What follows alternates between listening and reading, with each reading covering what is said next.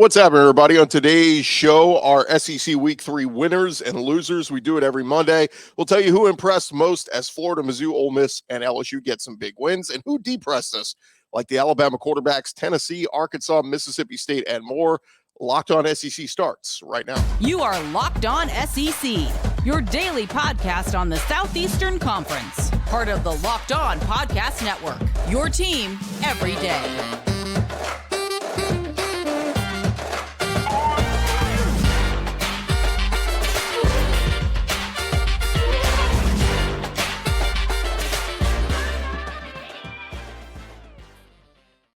And what's happening, everybody? Welcome into Locked On SEC. It's great to have you guys along. This episode is brought to you by the FanDuel Sportsbook, official sportsbook of Locked On. Make every moment more. Right now, new customers can bet $5 and get $200 in bonus bets guaranteed. Visit FanDuel.com/LockedOn today to get started. I'm Chris Gordy. Thanks for making Locked On SEC your first listen every day. We're free and available wherever you get your podcasts and on YouTube, part of the Locked On Podcast Network, covering your team every day. All right, we do it every Monday. Let's jump into it. Let's get to our winners of the weekend. Winner. And now, your winners of the weekend. Real winners win. You know you're looking at a winner, 'cause I'm a winner, yeah, I'm a winner. And we start, who else? The Florida Gators and Trevor Etienne. We called it the SEC Game of the Week, and we actually called it on Friday's show. I said Florida would pull off the home upset of number 11 Tennessee. Hopefully you guys took my betting advice on that one, and boy, did they ever. We talked about both teams possibly getting their centers back. Well, the Vols did not. Cooper Mays missed his third straight game, and the Vol offense has just not run as smooth without him in there. For Tennessee, or for Florida, they did get their center, Kingsley Aguakin, back, and it made a world of difference. Trevor Etienne called him their field general last week. Said we're looking forward to get our field general back, and man, did it show as the Gators ran the ball extremely well against Tennessee, led by Etienne, who had 23 carries, 172 yards, and a touchdown. That 62-yard touchdown run came early in the game, really just set the tone for Billy Napier's crew. Montrell Johnson had a rushing touchdown. Graham Mertz did as well. And I thought a nice job by Graham Mertz, really just managing the game. I think I said last week, as long as he didn't turn the ball over, I thought Florida had a chance. And he was solid. 19 of 24, 166 yards, one touchdown, no picks. And now Trevor Etienne. He finds himself third in the SEC in total rush yards through the first 3 weeks. It's Woody Marks at Mississippi State 1. It's Jalen Wright at Tennessee 2. And Trevor Etienne is number 3 with 281 rushing yards. He's ahead of guys like Cody Schrader at Missouri, Ray Davis at Kentucky. Montrell Johnson, by the way, he ranks 15th in the SEC in rushing yards, ahead of Quinshon Judkins from Ole Miss. So as a duo, as a backfield, they are very, very good when their O-line is healthy and they're blocking. I made a prediction before the season. I said that Florida was going to finish top 5 in the SEC in rushing. Well, they're up to 6th in the conference through 3 weeks, ahead of the likes of Alabama, right behind Ole Miss. Let's see what Billy Napier's crew can do moving forward. This was a monster marquee win for Billy Napier in Gainesville, and the Gators get a little bit of a breather this week. They host Charlotte before they head out to Lexington to play at Kentucky next week. And you guys know how that game has been a battle in recent years. Kentucky finally woke up after years and years of Florida dominance. Games have been a little back and forth here in recent years. Kentucky's gotten the better of them a couple times. So big game coming up next week. But like I said, they get a chance to take a collective breath and rest up a little bit against Charlotte. But a very nice start to Billy Napier. Look, everybody was saying he's on the hot seat. The schedule is brutal. They're going to have to pull off some upsets, and they got the first one out of the way. Congrats to the Florida Gators, and Florida Gator fans can walk with their chest puffed out a little bit this week.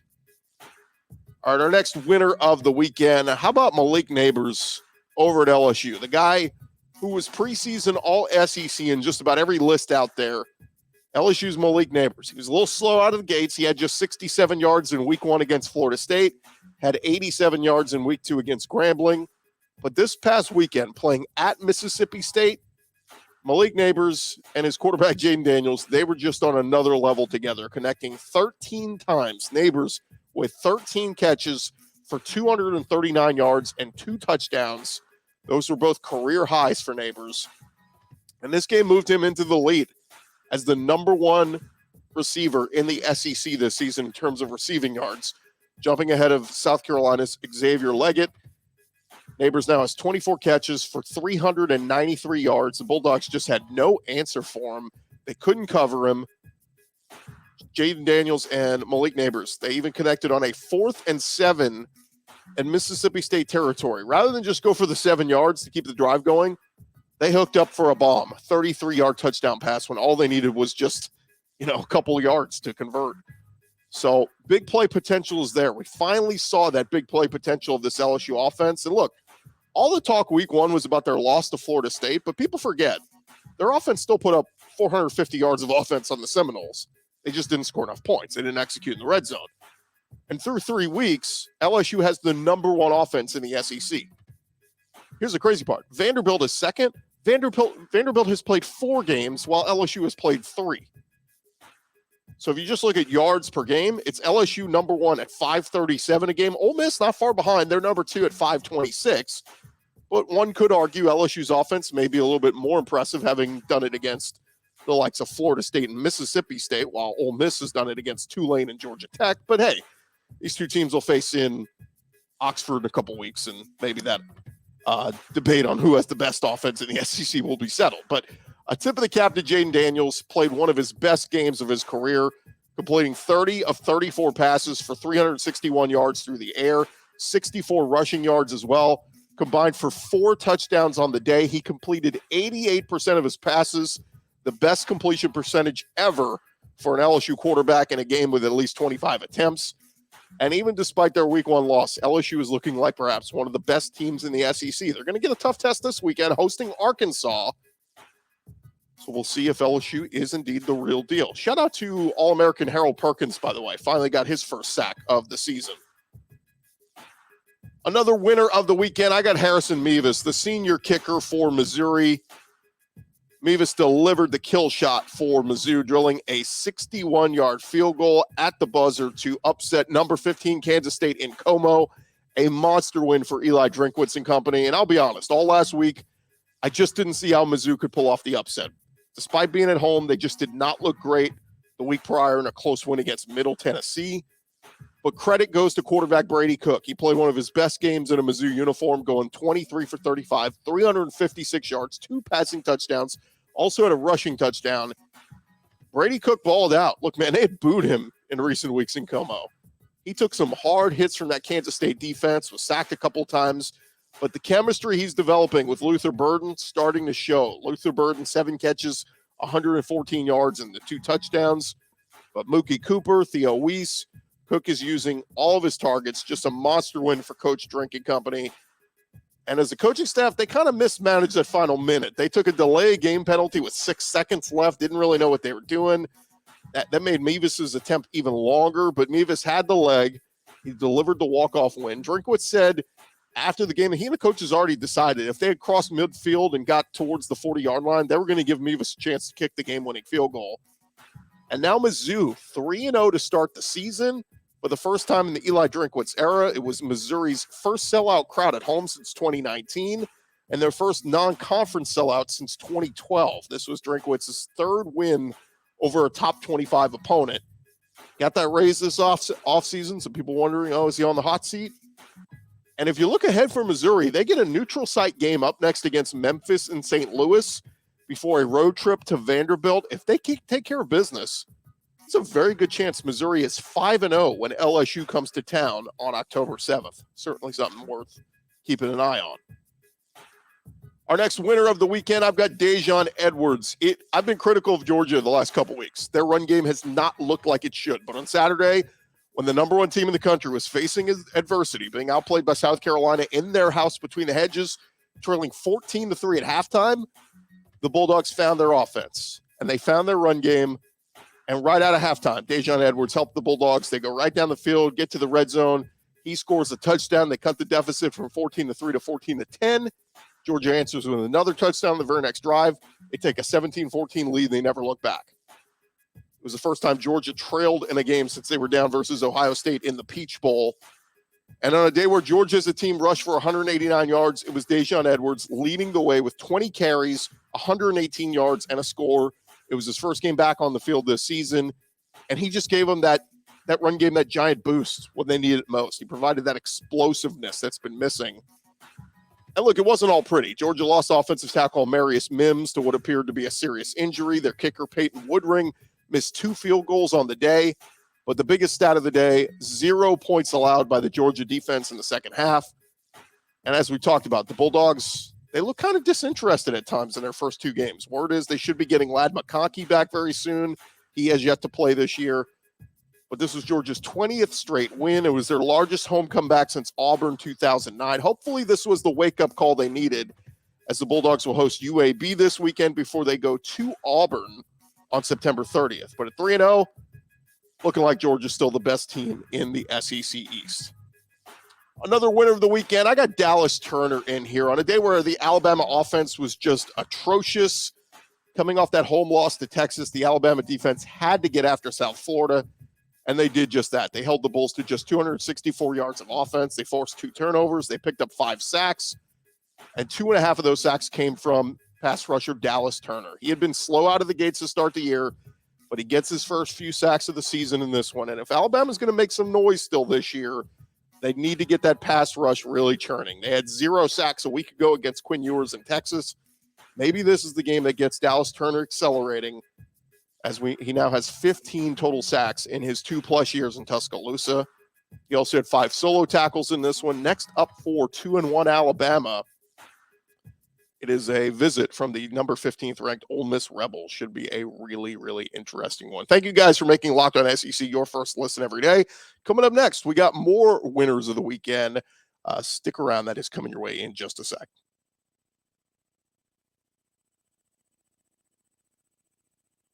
But first, I want to remind you guys this episode is brought to you by our friends over at Betterhelp. Look, sometimes in life, we are faced with tough choices, and the path forward isn't always clear.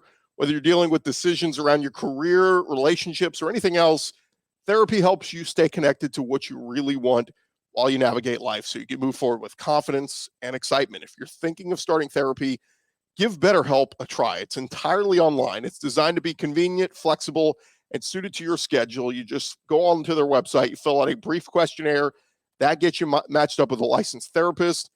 And by the way, you can switch therapists at any time with no additional charge. Let therapy be your map.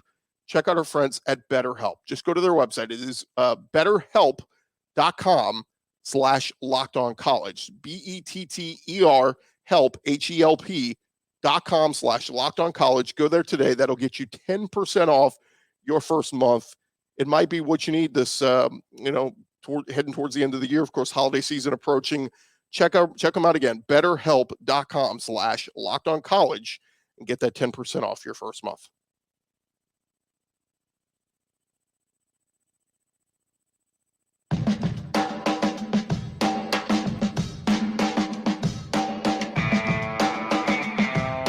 Going along here, Locked On SEC, and running through our winners of the weekend. We got more winners of the weekend in just a second, but we want to remind you, of course, college football is here and Locked On. Every Friday, we got our Locked On College Football Kickoff live with a panel of hosts, a number of analysts joining those guys throughout the show. You'll hear insights from me and our other Locked On conference hosts as well, previewing all the biggest games heading into the weekend. You can find Locked On College Football Kickoff live every Friday from 11 a.m. to 1 Eastern on any Locked On College YouTube channel. You don't want to miss it. All right, let's dive back into it. More winners of the weekend for you guys. Winner take all. More winners of the weekend right now. Thanks, Sound Guy. We dive back into it. Jackson Dart.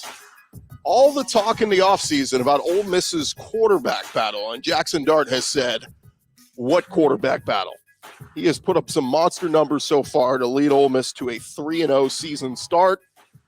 And on Saturday, it was Jackson Dart leading Ole Miss to a 48-23 win over Georgia Tech as he threw for 251 yards and a touchdown. But he also rushed 14 times for 136 yards and 2 rushing touchdowns on a team with a bunch of really good running backs. It's been Jackson Dart using his legs to pick up ground yards and keep the chains moving for the Rebels on the season. Dart has thrown for 850 yards with 7 passing touchdowns, and he has over 200 rushing yards with 2 rushing scores. He currently ranks 6th in the SEC in rushing yards, ahead of Vandy's Patrick Smith, Tennessee's Jabari Smith, Jase McClellan. It's just unbelievable. He's better than a lot of SEC running backs right now.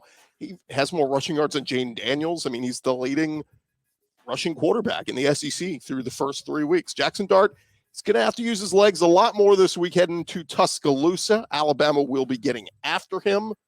Should we get our popcorn ready for Jackson Dart against Alabama? We'll have to ask Lane Kiffin that later in the week.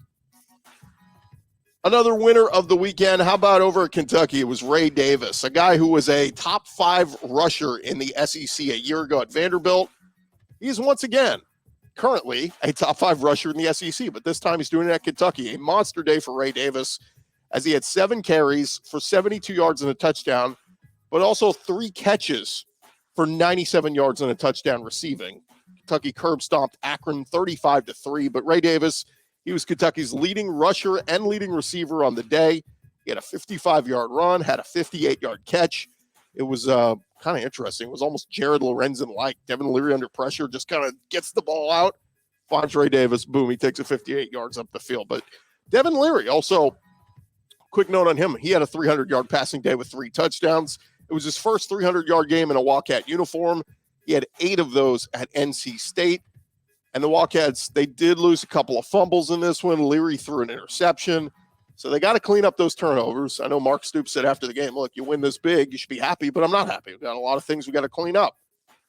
But Kentucky, they kind of get to ease into SEC play this weekend. They go to Vanderbilt, but keep in mind, they lost to them a year ago. So they are looking to avenge that one for Ray Davis being all that and then some, and picking up the slack with the run game at Kentucky, doing a really good job. Another winner of the weekend, I'm putting Texas A&M offense in here, and specifically Anaya Smith. Texas A&M, they needed to bounce back after their loss at Miami a week ago, and they did just that. They beat up on Louisiana Monroe 47-3. Connor Wegman, solid once again, 25 of 29, 337 yards with a touchdown. Look, all the talk in the offseason about Bobby Petrino, will it work? Yes, it's working. Connor Wegman's doing great. The offense is great.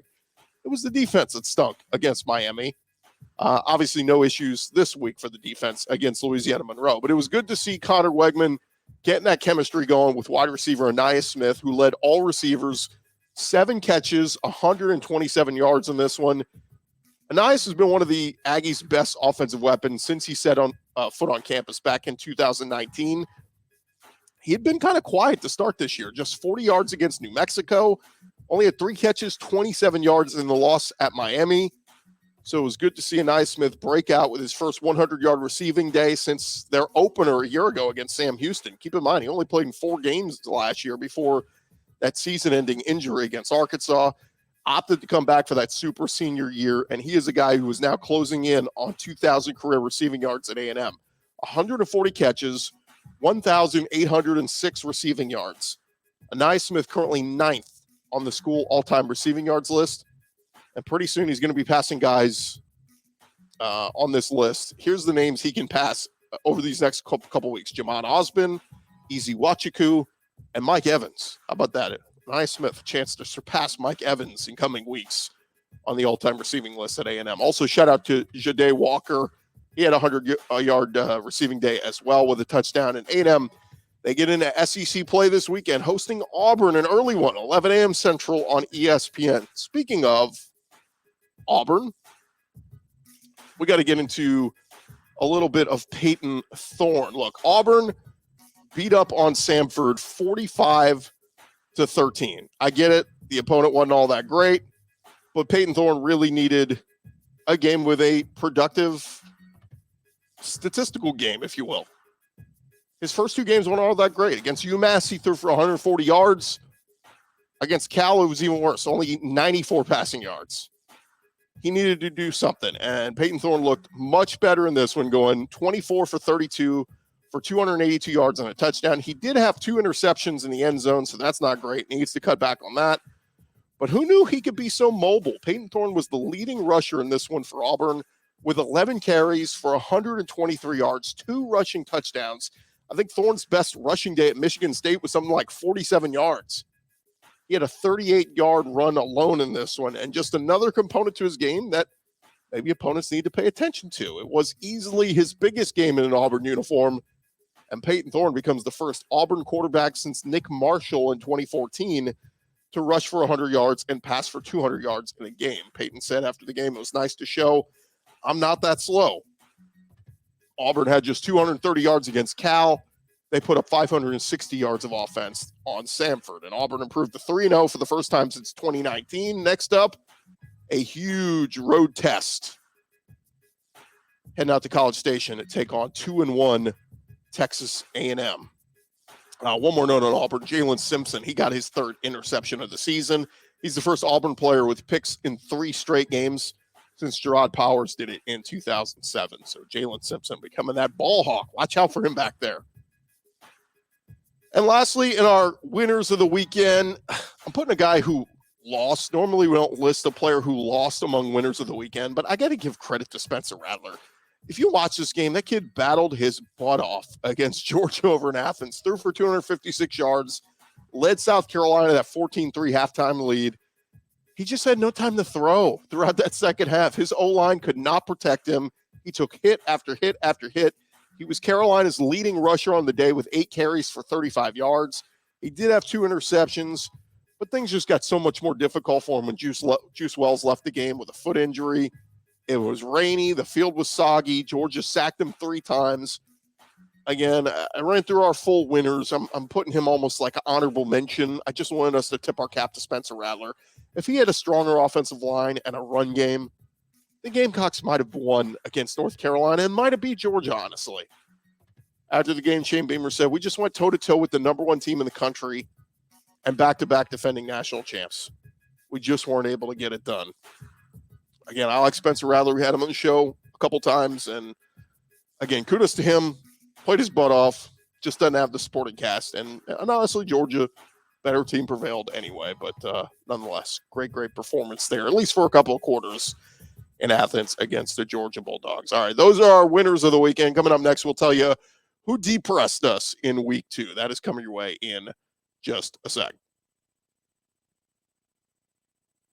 I said week 2. I should mean week 3. All right, let's get into it, guys. Now is time for your game changer of the week, brought to you by Athletic Brewing Company. Much like Georgia changed the game in the second half against South Carolina, Athletic Brewing has completely changed the non-alcoholic beer game. They make non-alcoholic beers that actually taste good. They are changing the non-alcoholic beer game.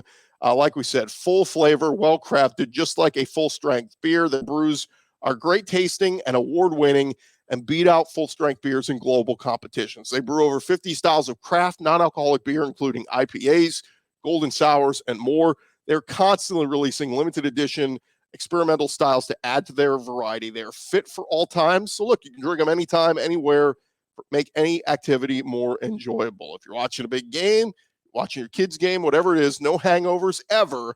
And you can find Athletic in-store, online, and at bars around the country. You can find Athletic Brewing Company's non-alcoholic brews. Go to their website at athleticbrewing.com. First-time customers can use our promo code LOCKEDON. That'll get you 15% off your first order online. That code LOCKEDON, LOCKEDON at checkout. Get 15% off at athleticbrewing.com. Mere beer, exclusions and conditions apply. Athletic Brewing Company, fit for all times.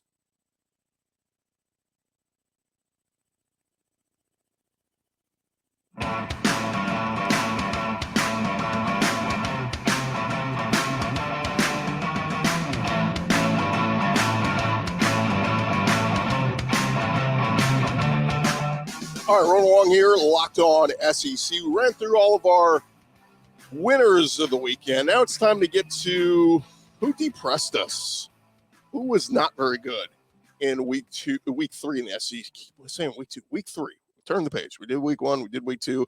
Now we're going through 3 weeks of the SEC season. We should kind of start to get a picture on who's good, who's not, who's overrated, who depressed us, and who depressed us next. It was the Tennessee run game and really the Tennessee offense as a whole. Tennessee came into this past weekend as one of the top rushing offenses in the country and in the SEC. But the Florida Gators, they slowed them down. Tennessee rushed for just 100 yards on the ground in the Swamp, all in 30 carries in their 29-16 loss to Florida. Jalen Wright held to just 63 yards on 16 carries. Jabari Small had 7 carries for 35 yards. Joe Milton, he had 5 rush attempts for a net of 6 yards. Tennessee rushed for 228 yards against Austin Peay and 287 against Virginia, and just 100 against Florida. The Vols last won in the Swamp, of course, in 2003, and that streak holds up. They were 6.5-point favorites at kickoff, but Tennessee flagged for 5 false starts. They had to burn 2 timeouts early in the second half to avoid delay of game penalties. Joe Milton, he threw an interception in the first half. It was his first in 250 pass attempts at Tennessee. And the offense just never found rhythm, man. It was tough to watch if you're a Tennessee fan. You know, you just assumed, from Hendon Hooker to Joe Milton we go, and the continuity will just keep going. But Joe Milton just doesn't look as good, as polished as Hendon Hooker became, of course, last season. This game ended with a bit of a scuffle, penalty flags on both sides. Graham Mertz took a knee. Amari Thomas ran into him. Benches cleared. And defensive back Kamal Haddon got into it with Micah Mizzou from Florida and squared up like boxers. Mizzou threw a punch at him. We also found out offensive tackle Gerald Mincey did not play in this one. He was cited for simple possession last Thursday. He did make the trip to Florida, but Josh Heupel rolled with Jeremiah Crawford at right tackle. So you got to wonder, look, had they had Gerald Mincey in there, had Cooper Mays played, and maybe the offensive line would have been fine. And when they get those guys back, maybe everything will be fine. The run game will be fine. Protection for Joe Milton will be fine. But the big question now is, how does Tennessee respond? Just, somebody brought up the point that after 2 really good years at UCF, Josh Heupel had a bit of a decline in year 3 there. Well, this is year 3 at Tennessee. Is this team taking a step back? Are these things fixable? They get a good test this week at home hosting UTSA, who's had some really good offensive weapons, but they're 1-2 with losses to Army and Houston. So maybe Tennessee getting them at the right time. After UTSA, the Vols will host South Carolina and then Texas A&M. So the offense needs to be clicking on all cylinders by the time they get to those. All right, the next deep press of the weekend, I got Tyler Buchner and really just the Alabama quarterbacks as a whole. Color me shocked. As we heard the news on Friday, Alabama was going to be making a change at quarterback, turning away from quarterback Jalen Milroe, who had started the first 2 games, to try out Notre Dame transfer Tyler Buchner. Even before the lengthy weather delay, this one was ugly. Tyler Buchner completed just 5 of 14 passes against USF for 34 yards. He had 2 rush attempts for 11 yards. Ty Simpson came in later in the game. He was 5 for 9 for 73 yards. Saving grace was the run game. Rodale Williams finally got the ground game going in the second half. He finished with 129 yards and a score. Jase McClellan has 74 rush yards. But a hideous day on offense for the Alabama Crimson Tide, as they were heavy road favorites. I think about 33-point favorites against South Florida. Bama's quarterbacks were sacked 5 times on the day. Buchner completed just 5 passes. A completion per sack, basically. They finished the day with 107 total passing yards. That's the lowest in the last 87 games for Alabama and 6+ seasons. You got to go back to 2017 against Washington for least amount of passing yards in recent years. Some believe Alabama wanted to use this game to kind of test out the other quarterbacks just to see what they have. I would go back to Milroe this week. That would be, in my opinion, at least his running ability gives him some versatility. And his production the first 2 weeks were really good. Looked at, he had a couple of turnovers. Sure, you want to cut those out, but man, compare that to what we saw this past Saturday. Rumor is they may roll with Ty Simpson now. But in my opinion, I would stick with Milroe. I just think he's better, the running ability and all that he brings. If they think Ty Simpson's a better passer, okay, let's see it. But we didn't see it against UCF. Maybe they're going to say, the weather and all this. But big test. Ole Miss coming to town against Alabama, and that spread is not as big as it once was thought to be. See how Bama responds. They got a quarterback problem. Over at Arkansas, who depressed? I'm putting Sam Pittman on here. This one was hard to put a ton of blame on just one thing. Arkansas just had a bunch of small mistakes that all mounted as the Razorbacks lost at home to BYU 38-31. KJ Jefferson, he threw an interception and lost a fumble. Arkansas had 14 penalties for 125 yards, 2 turnovers. Arkansas's offense was just 2 for 13 on third downs. They scored 24 points in the first half and just 7 in the second half. They were shut out in the fourth quarter. A lot of things did go right for Arkansas. They put up 400 yards of offense. The run game even looked good without Rocket Sanders. A.J. Green and Rashad Dubinion carried the load. But I just feel like in year 4 of Sam Pittman, he cannot lose a game like this at home to BYU. He's now 21-18 as a head coach at Arkansas, getting close to 500.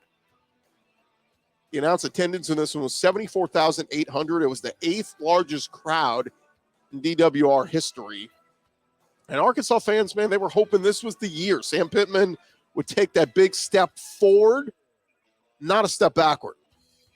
And now you look at the next few weeks. At LSU this week, A&M in Dallas, at Ole Miss and at Alabama.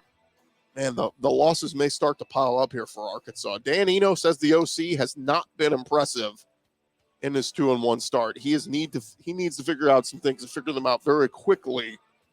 We'll see if Arkansas can rebound. But, man, losing to BYU at home just leaves an awful taste in your mouth. Another deep rest of the weekend. How about the Mississippi State offense? We knew the state offense was going to look different after the passing of Mike Leach, moving on from the air raid. But, man, did it look like LSU exposed the Bulldogs. State's O-line is not very good.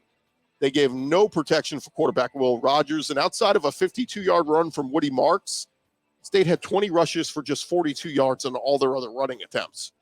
State receivers struggled to connect with Will Rogers. That Kevin Barbay offense looking like it should have stayed at Appalachian State rather than coming to Starkville. And LSU held the Bulldogs to just 201 yards of total offense. LSU outgained Mississippi State 310 to 79 yards in the first half. And Will Rogers, he had his worst game as a quarterback at Mississippi State, going 11 of 28 for 103 yards, no touchdowns. Zach Arnett, you got to figure out some things quickly, because if they thought they could ride a power run game, they ain't going to do that with this O-line. And Will Rogers has no time back there. That pocket is just collapsing. So Mississippi State, woof, ugly this past week. Another deep rest of the week. This is going to sound very nitpicky, because Ole Miss is 3-0. But where is last year's Quinshon Judkins? Remember the guy who led the SEC in rushing last year? He's been slow to get going. He had 13 carries this week for 37 yards and a touchdown. That's 2.8 yards per carry. He did have 2 catches for 27 yards. But through 3 games, Quinshon Judkins, 44 carries for just 145 yards. That's just over 3 yards per rush. And you compare that to this point a year ago, Judkins had double that production through 3 weeks of the season. He's a guy expected to be among the league leaders in rushing once again. He currently ranks 16th in the SEC rushing. That's just ahead of Peyton Thorne. Good news for Ole Miss. They're getting good rushing production overall from Jackson Dart. Ulysses Bentley has had some nice runs. And as a team, they have over 500 rushing yards. So it's just not come from who we expected in Judkins. And our last deep press, I'm putting Vandy in here, man. Look, losing at UNLV, when we talk about trying to get to a bowl game, Vandy, you started 2-0, but now you're 2-2 with losses at Wake Forest and then this week at UNLV. They dominated early. They took a 17-0 lead after the first quarter. They controlled the line of scrimmage, but then they trailed 30-7 in the fourth quarter. They had to rally to tie it before both teams traded touchdowns in the final 2 minutes, 20 seconds, and then came the final kick.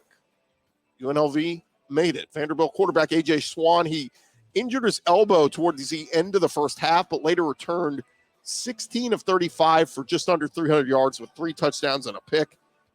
Vandy had 4 turnovers. The mistakes were just messy. And to play like that against a team that doesn't even really compete in the Mountain West, terrible sign for Vanderbilt's hopes of getting to a bowl game heading to SEC play. But what a win it was for former Arkansas DC Barry Odom, now as the head coach at UNLV. Last thing we'll just throw in here as kind of a deep press, and this is more just, why do we keep doing this? The SEC office, they announced yesterday that the University of Missouri will be fined for a violation of the league's access to competition area with fans rushing the field after the win. They incurred a fine of $100,000 for the first offense. Whatever. It's so silly. No one cares. Fining a school for rushing the field after a big win. Again, newsflash, they're going to keep doing it. If the SEC team pulls off a big upset at home, their fans are rushing the field. It is what it is. Fine them. They'll pay the fine. They don't care. If you really want to stop it, you got to find out more ways to punish a school other than just a fine. Money is endless. They'll keep paying it. All right. Thanks to you guys for making Locked On SEC your first listen every day. Shout out to our everydayers. Keep on coming back tomorrow on the show. Start to turn the page a little bit. Start to look ahead to the games happening later this week. And of course, we'll give you some takeaways from the podium on what a lot of the coaches had to say following their week 3 wins or losses and preparing for week 4. I'm Chris Gordy. This has been Locked On SEC. Again, thank you guys for making us your first listen every day. We'll talk to you guys tomorrow.